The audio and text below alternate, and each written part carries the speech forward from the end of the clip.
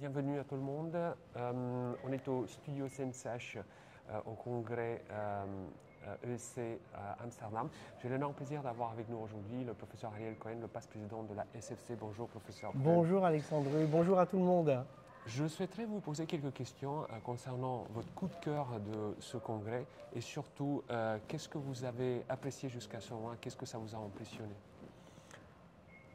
Il y a des rendez-vous incontournables.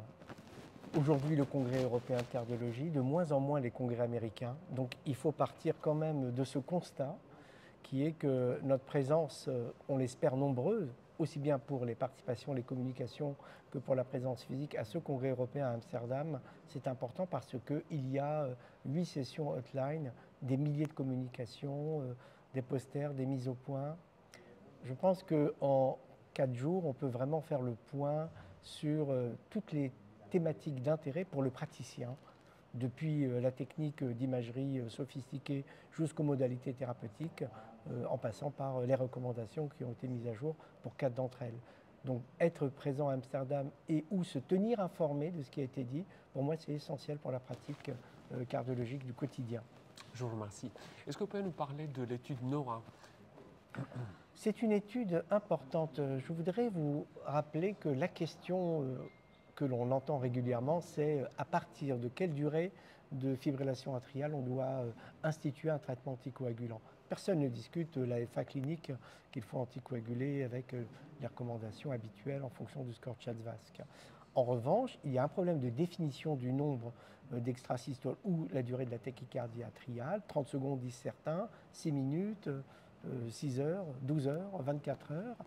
Et donc cette étude a testé un anticoagulant oral direct versus placebo chez des patients qui avaient donc des épisodes, les fameux AHRE, donc les épisodes d'arythmie atriale avec une fréquence au-delà de 170, chez des patients porteurs de stimulateurs cardiaques ou surtout de pacemakers.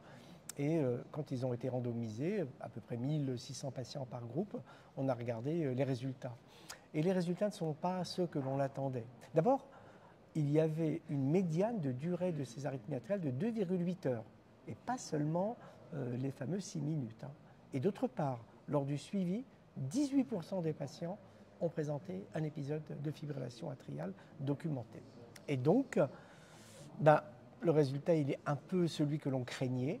Pas de bénéfice sur la réduction du risque ischémique cérébral en particulier, parce que le taux d'événement était faible, 1% par an, et un surrisque hémorragique. Une augmentation de 31% des hémorragies. Mais attention, ce ne sont pas des patients tout venants. Ils ont plus de 65 ans, ils ont un dispositif, ils ont un score CHA2DS2-VASc à 4 en médiane. Ce sont des patients à risque. Rappelez-vous que le score CHA2DS2-VASc permet de résumer le risque ischémique, certes, mais aussi le risque hémorragique. Donc ça veut dire que nos amis praticiens doivent rester vigilants. Il ne faut pas appuyer sur un bouton, le patient a un épisode de FA sur un holter, je le traite par anticoagulant. Attention, Noah Afnet, avant d'autres études, dit plutôt non.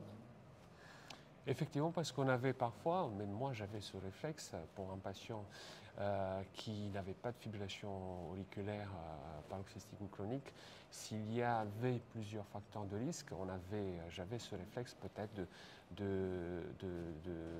d'anticoaguler, donc il faut bien rester prudence. Il faut être prudent.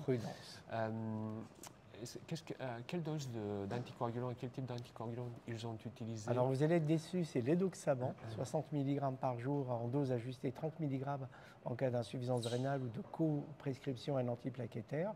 C'est un médicament que l'on n'a pas en France. Il n'a pas été développé en France pour des raisons compliquées, on va dire. Mais ça ne change rien, c'est un anticoagulant oral direct. Peut-être qu'il va falloir attendre des anti-11 dans quelques années, parce qu'on sait que les anti-11 ont un risque hémorragique qui est moindre. Ce que l'on ne peut pas tolérer pour nos patients, c'est un bénéfice sur la prévention du risque ischémique putatif avec un risque hémorragique majoré. C'est impossible. Je comprends tout à fait. Je vous remercie pour ce résumé. Merci à vous.